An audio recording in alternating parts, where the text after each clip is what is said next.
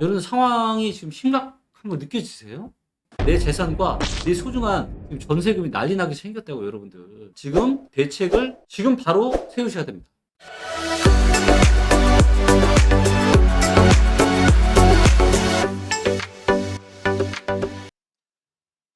안녕하세요. 부동산 빅데이터의 김기원입니다. 자, 요즘에 이제 굉장히 언론에 많이 나오고 있는 이야기들이 있죠. 깡통 전세, 역전세, 매매가가 전세가보다 밑으로 내려가는 이런 일들이 벌어지고 있다. 이런 뉴스들이 좀 나오고 있고요.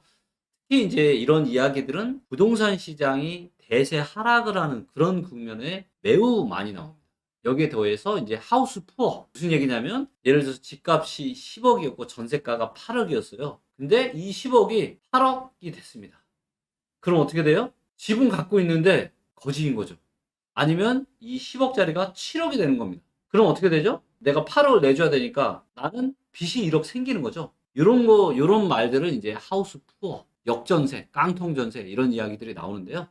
이런 이야기들이 지금 슬슬 나오고 있지만 저는 앞으로 1년, 2년 후부터는 이런 문제들이 상당히 심각한 사회적인 문제가 될 수 있다. 그렇게 예상을 좀 하고 있습니다. 그래서 과연 지금 이 영상을 시청하시는 분들이 내가 가지고 있는 집 혹은 내 전세금, 그래서 내가 살고 있는 동네가 혹시 깡통 전세나 역전세, 하우스 푸어가 나올 수 있는 가능성이 있는지 없는지를 지금 시점에서 체크하시는 게 굉장히 중요합니다. 자, 여기에는 두 가지의 데이터가 아주 깊숙이 관여되어 있습니다. 첫 번째는 전세가율이라고 하는 겁니다. 자, 전세가율은 뭐냐면요. 전세가 나누기 매매가입니다. 자, 전세가 8억이고 매매가가 10억이에요. 그럼 8억 나누기 10억이면 몇 퍼센트죠? 네, 80%입니다. 이런 논리를 가지고 전세가율이라는 데이터가 구해지는 거고요. 이 전세가율 데이터가 역전세나 깡통 전세를 파악하는데 중요한 이유는 뭐냐면 매매가가 예를 들면 80%라고 하면 매매가가 20%만 떨어지면 어떻게 돼요? 매매가랑 전세가랑 똑같아지죠. 그럼 집주인 입장에서는 어떻게 돼요? 집주인 입장에서는 내가 원래 순자산이 10억 빼기 8억 하면 2억이 원래 내 돈이 2억이었는데 내 돈 2억이 다 날아간 겁니다. 그리고 여기에 더해서 매매가가 10억에서 7억까지 떨어지잖아요. 그러면 이제 말 그대로 진짜 역전세가 발생하는 건데 이랬을 경우에는 집주인뿐만이 아니라 거기에 세들어 사시는 세입자마저 큰 문제가 발생합니다. 자, 왜냐하면 집이 10억이고 8억에 전세를 내가 들어갔어요. 자, 근데 집값이 예상치 못하게 7억까지 떨어졌다고 감안을 해보겠습니다. 일단 집주인 입장에서는 내 전재산이 내 순자산 2억이었는데 빚이 1억이 늘어난 거죠. 아니, 내가 원래 내 통장에 2억이 있었는데 지금 대출 1억만, 대출이 아니라 빚만 지금 1억이 생긴 거예요. 내줘야 되잖아요. 근데 이 돈이 있을까요? 없을까? 이 돈이 있는 사람이 많을까요? 없는 사람이 많을까요? 그리고 이 정도가 되면 경제가 좀 얼마나 심각해지겠어요. 아, 이런 일이 안 생길 거라고요? 2011년, 2012년에 부동산 검색 한번 해보십시오. 그때 가장 많이 나왔던 뉴스가 뭐냐면 바로 깡통 전세, 역전세, 하우스포 이런 이야기였습니다. 역사적으로 이런 일들은 발생을 했었습니다. IMF 때 이후에도 발생을 했었고요. 금리위기 터지고 나서 이후에도 발생을 했었고 이번에도 정말 이런 일은 안 생겼으면 좋겠지만 다양한 데이터로 보기에는 그런 일이 발생할 가능성이 어느 정도 상당히 있다라고 보여집니다. 그렇기 때문에 이 영상을 보고 계신 분들은 이 영상을 내 주변의 소중한 분들에게 공유를 좀 해주셔서 그분들이 사는 집, 내 집이어서 내 집으로 갖고 있건 아니면 내가 전세를 살고 있건 그래서 여러분들 주변의 소중한 사람들의 자산을 잘 지킬 수 있도록 공유를 좀 많이 해주시면 좋을 것 같습니다. 그래서 이제 전세가율이라는 거에 대한 개념은 여러분들이 이해를 하셨고 이게 역전세나 깡통전세가 나게 될 경우에는 집주인뿐만이 아니라 세입자마저도 난리 난다. 왜? 집주인이 돈이 없단 말이에요. 그 정도가 되면.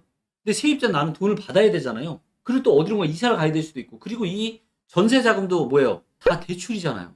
대출이잖아요. 대출 없이 8억이라는 돈을 내 돈 들여서 전세로 사시는 분들이 얼마나 있겠습니까? 그렇기 때문에 역전세, 깡통전세가 나면은요, 집주인뿐만 아니라 세입자도 난리고 발등에 지금 불이 떨어지는 겁니다. 내가 은행에 돈을 내줄 돈이 없어요. 그렇기 때문에 이런 상황은 무조건 미리 사전에 방지를 하셔야 됩니다. 그래서 뭘 하셔야 되냐? 전세 보증보험 가입을 하셔야 됩니다. 전세 보증보험 가입을. 여러분들의 이 전세금을 지킬 수 있는 이런 방법들에 대해서 제가 말씀을 좀 드리려고 하는데요. 첫 번째는 전세권 설정입니다. 이거는 뭐냐면 등기부 등본에 올라가는 거예요. 그러니까 우리가 예를 들면 내가 보증금을 내가 예를 들어서 5억을 내가 했잖아요. 이 보증금이 혹시라도 잘못되면 전세권 설정이 되어 있지 않으면 제가 누구한테 받아야 되냐면 집주인한테 받아야 돼요. 집주인한테. 근데 전세권 설정이 되어 있잖아요. 그러면 등기부 등본에 이 권리가 올라갑니다. 그리고 제가 사람한테 청구하는 게 아니라 그 부동산, 아파트에 대해서 제가 청구할 수 있는 이 전세권 설정 금액에 대해서 제가 청구할 수 있는 권리를 제가 생깁니다. 그렇기 때문에 집주인들이 잘 안 해주죠. 안타까운 거는 집주인이 안 해줍니다. 자, 그래서 대부분의 분들은 이제 결국에는 선택할 수 있는 방법은 뭐냐? 전세권 설정이 아니라 전세 보증보험을 가입을 해야 됩니다. 그래서 전세 보증보험 검색을 하시면 전세 보증보험을 보험료만 내면 해주는 곳들이 있습니다. 뭐 이런 보증보험 회사들이 있어요. 그래서 그렇게 하시면 되고 전세 보증보험이 집주인 동의가 필요한 경우도 있고 아닌 경우도 있어요. 그래서 전세금 채권을 통지 방식으로 양도하는 경우, 그런 경우에는 임대인의 협조가 없어도 보증보험이 가입이 가능합니다. 그리고 또 이 전세 보증보험을 신청할 수 있는 기간이 또 있어요. 이게 아무 때나 할 수 있는 게 아닙니다. 그래서 내가 새로 신규로 전세 계약을 체결할 경우, 그 다음에 내가 연장을 할 경우, 그러니까 기존에 있던 전세를 2년 연장하는 경우가 있잖아요. 이게 조금씩 다른데 새롭게 전세 계약을 체결할 경우에는 잔금 지급일, 그러니까 내가 마지막으로 잔금 지급, 보통 이는 잔금 지급하고 그날 전입 신고를 하고, 근데 전입 신고하고 그 다음 날에 아마 효력이 발생을 할 텐데 중 늦은 날짜, 대체적으로 아마 전입 신고 그 다음 날이 될 것 같고요. 그날부터 전세 계약 기간 2분의 1이 경과하기 전까지, 그러니까 보통 2년이니까 2년의 절반이면 1년이 지나기 전에 1년 지나면 못 한다는 거예요, 지금. 참, 너무 이것도 좀 안타깝긴 한데, 어찌됐건, 지금 룰이니까 이거는. 그래서 안 됩니다. 그래서 이것도 보증보험도 빠르게 지금 신청하실 기간이 있으니까, 그렇기 때문에 빨리, 이런 내용들을 주변에 좀 퍼뜨려주시면 좋을 것 같고요. 그 다음에 연장을 할 경우에는 갱신 이전 전세계약 만료일 1개월 전부터 전세 갱신하죠, 우리가. 뭐, 예를 들면, 1개월 전이니까 내가 예를 들어 8월 달에 갱신이에요. 그러면 이때부터 1개월 전, 그러니까 7월 달부터 할 수 있는 거죠. 8월 15일이다 그러면 7월 16일부터 할 수 있는 거예요. 그날부터 또 마찬가지로 전세 계약 기간이 2분의 1이 지나기 전까지, 그때까지는 이거를 신청을 할 수가 있다. 요때 신청할 수 있고요. 그 다음에 전세 보증보험 대상이 어디까지 되냐면 거의 웬만한 집은 다 됩니다. 보시는 것처럼 주택은 다 돼요. 뭐 아파트, 연립 빌라, 다가구 다 됩니다. 오피스텔도 주거용 오피스텔은 돼요. 근데 업무용 오피스텔, 여러분들이 또 들어가실 때 나는 실제로는 주거인데 뭐 계약이나 이런 거 관계까지 정확하게 파악하셔야 됩니다. 그래서 혹시라도 이런 서류상으로 이게 업무용으로 되어 있다, 그런 경우에는 이게 또 대상이 또 안 됩니다. 그래서 반드시 주거용으로 되어 있어야, 오피스텔은 좀 유의를 좀 하셔야 되고요. 그 다음에 또 여기서 나오니까 뭐다? 지금 아파트도 문제지만 진짜 이 매매가랑 전세가랑 달라붙은 게 뭐냐면 이 연립, 우리가 보통 빌라라고 하는 것들, 그리고 오피스텔. 예, 여기에는 가격이 제대로 된 그런 정상적인 가격이 잘 저게 안 돼 있다 보니까 잘 모르니까 그냥 얼마에 해서 그냥 가는 경우가 많단 말이에요. 근데 반드시 그런 것도 실거래가 데이터로 좀 확인을 하셨으면 좋겠어요. 그래서 요 상품군들은요, 매매가랑 전세가랑 달라붙은 것들이 이미 많고 역전세인 것들도 상당히 많아요. 그렇기 때문에 진짜 여러분들, 특히 연립빌라, 오피스텔 살고 계신 분들은 이거는 뭐 지역에 상관없이, 그러니까 아파트는 서울이나 세종이나 제주도나 이런 데는 이제 전세가율이 낮지만 아파트가 아닌 이런 오피스텔, 연립빌라는 굉장히 이게 높다고. 그렇기 때문에 전세 보증보험 필히 좀 빠르게 좀 알아보시고요. 마지막으로 이제 전세 보증보험이 이 한도가 그냥 무조건 다 해주는 게 아닙니다. 내 전세 보증금 5억이다 이걸 다 해주는 게 아니라 집 가격이 예를 들면 뭐 10억이에요. 근데 선순위 채권, 뭐 예를 들면 대출이 뭐 한 3억이 있다. 대출이 3억이 있어요. 근데 내가 전세가 한 5억이야. 그러면 10억에서 대출, 선순위 채권은 대출만 있는 건 아닙니다. 그건 등기부등본 보면 다 나와요. 그래서 10억에서 3억 빼면 8억이 남잖아요. 8억에서 5억이니까 요거는 내 거가 지켜주겠죠. 근데 앞으로의 문제는 뭐다? 이 10억짜리 집값이 내려갈 가능성이 있다 없다? 데이터로 봤을 때 상당히 많다. 자, 그럼 이 집값이 10억이 만약에 7억까지 떨어졌어요. 7억까지. 그럼 선순위가 얼마예요? 3억. 그럼 남는 거 얼마? 4억. 그러면 나는 5억을 받아야 되는데 원래는 받을 수 있었는데 집값이 떨어지기 전에는 집값 떨어지고 나면 내가 5억 다 받을 수 있다 없다? 다 못 받는다. 이런 게 지금 문제라고 여러분들. 그래서 제가 말씀드렸잖아요. 신규로 계약을 할 경우에는 뭘 해야 된다? 반전세나 차라리 월세가 낫다. 내 소중한 보증금을 지켜야 되니까. 그렇기 때문에 이런 내용들을 반드시 리치고에 있는 다양한 전세가율 데이터나 이런 것들을 좀 확인을 하시고 빠르게 지금 알아보시면 좋을 것 같습니다. 그래서 일단은 전세가율 데이터를 보는 게 매우 중요하다. 거기에 플러스 이 전세가율이 높은 지역도 위험하지만 전세가율은 높은데 여기에 일자리가 많아지고 사람이 증가하고 사람이 몰리고 앞으로 입주 물량이 없으면 괜찮아요. 근데 진짜 위험한 게 뭔지 아세요? 전세가율이 높은데 높다는 얘기는 70%나 80% 이상 되는 게 높은 겁니다. 전세가율이 높은데 여기에 입주 포텐이 들어오는 거예요. 여기에 입주 물량이 많아지면 어떻게 돼요? 그러면 매매가가 하락할 수가 있습니다. 물론 전세가도 하락할 가능성이 있고. 그렇기 때문에 전세가율이 높은데 여기에 공급 물량마저 많다. 거기에 추가로 뭐 인구도 줄고 일자리도 줄어들어.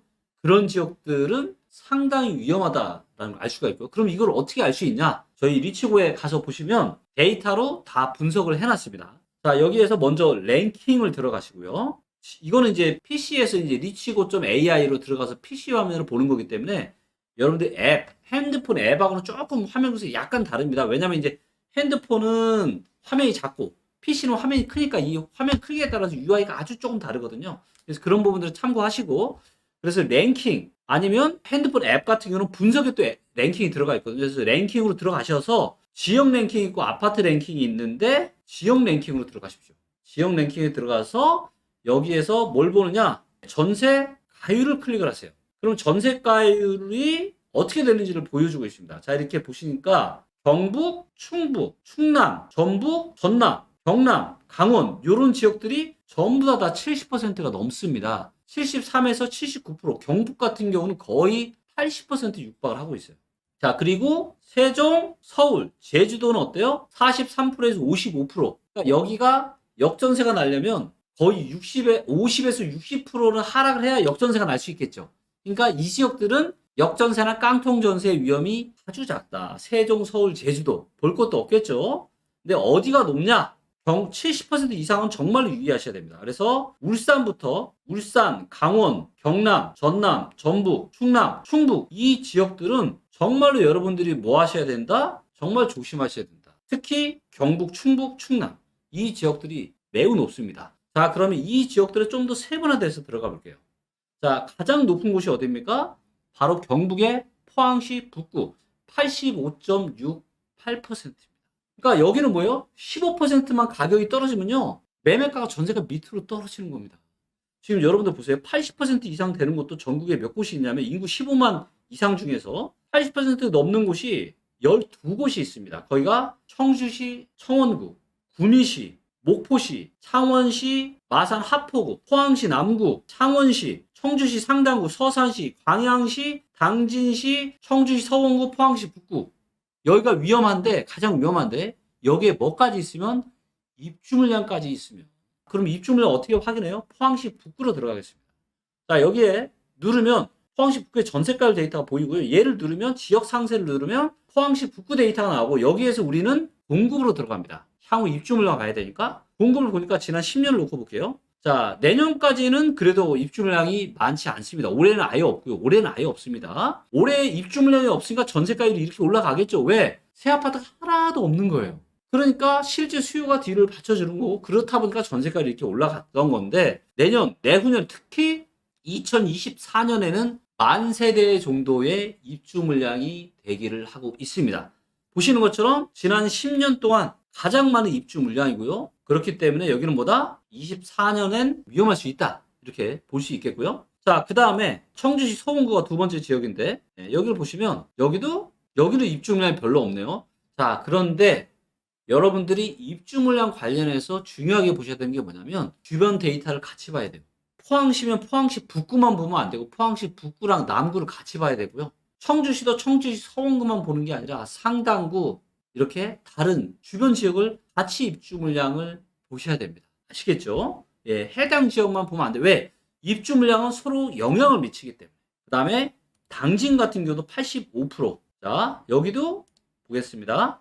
여기는 어때요? 공급이 작지 않네요. 올해도 상당히 많지만 3천, 내년에도 2,100, 내후년에도 꽤 있습니다. 꽤 있어요. 그렇기 때문에 뭔가 상당한 경제 충격이 오면은 당진이 물론 그동안 좀 못 올랐긴 했지만 경제 충격이 오면 여기 뭐 날 수 있다? 역전세 날 수 있습니다. 역전세 날 수 있어요. 정말 조심하셔야 됩니다. 자, 이런 식으로 분석을 합니다. 광양시 한번 볼까요? 광양시가 지금 85%, 여기도 굉장히 높은데요. 지역 상세로 들어가서 공급을 보겠습니다. 자, 광양은 어때요? 그동안 2015년부터 입주 물량이 거의 없어지니까 이 시기는 굉장히 좋았을 겁니다. 근데 21년, 22년 많아지고 23년, 24년에 역사상 가장 많은 입주 물량이 대기를 하고 있습니다. 자, 이게 광양 어떻게 될까요? 전세가이 이렇게 높을 때 매매가 15%만 빠지면, 근데 입주 물량이 많아. 그럼 뭐 난다? 역전세 날 수 있다. 역전세 날 수 있는 겁니다, 여러분들. 자, 근데 광양만 보면 안 되죠. 옆에 여수가 있고요. 순천이 있습니다. 그래서 같이 보셔야 됩니다. 자, 여러분들의 정말 소중한 자산이잖아요. 자, 여러분들 5천만 원 1억 모으기가 만만하던가요? 절대로 만만하지 않습니다. 근데 그런 여러분들의 소중한 자산을 그냥 자칫 잘못하면 난리 수가 나요. 물론 소송하고 뭐하고 받아내고 이런 과정들을 또 하려면 이게 엄청 힘들어요. 그렇기 때문에 애초에 그런 일이 발생하지 않게끔 만들어야죠. 그렇죠? 그러면 여러분들 리치고에 나와 데이터 지금 다 있잖아요. 보시고 과연 자, 읍면동으로 들어가면요. 훨씬 더 심할 겁니다. 아까 우리가 시도 기준으로 제일 높았던 데가 경북이잖아요. 자, 그러면 데이터를 여기서 경북으로 바꿔서 읍면동으로 들어가 볼게요. 자, 보이시나요, 여러분들? 김천시 다수동은요. 95%라고요. 95%. 여기로 5%만 떨어지면은 그냥 바로 역전세예요. 여기 임당동 보세요. 지금 90%가 넘는 데가 지금 벌써 몇 군데입니까? 그럼 90%가 넘는 데가 있다는 건 뭐예요? 개별 아파트로 따지면 이미 역전세 나는 데가 있다니까요. 자, 여기도 아파트 있죠. 아파트 랭킹에 또 들어가시면 이 아파트 랭킹에서도 여기 전세가 나와 있죠. 여기서 경북. 와, 지금 보십시오. 와, 이 보세요. 그러니까 지역 랭킹이 있고요. 아파트 랭킹이 있는데요. 갑자기 숨 막히네. 자, 지금 경북 포항시 북구 죽도동의 포항 동구 이끌림을 보니까요. 98.2%입니다. 전세가율이. 이거 뭐 개별 아파트로 보니까 이렇습니다. 지금 상황이. 여러분 상황이 지금 심각한 거 느껴지세요? 지금 여러분들 소중한 여러분들 재산, 아파트를 소유하고 이 내 재산과 내 소중한 지금 전세금이 난리 나게 생겼다고 여러분들. 그렇기 때문에 지금 당장 제일 좋은 건 보증보험 가입하시고 뭔가 지금 대책을 지금 바로 세우셔야 됩니다. 아시겠죠? 네, 이 소중한 영상 여러분들 소중한 주변에 이런 지인분들, 가족분들 재산 잃지 않게 이 영상을 널리 퍼뜨려 주시면 좋을 것 같습니다. 자, 오늘도 좋은 내용으로 말씀을 좀 드렸고요. 저는 또 다음에 또다시 좋은 내용으로 찾아뵙겠습니다. 감사합니다.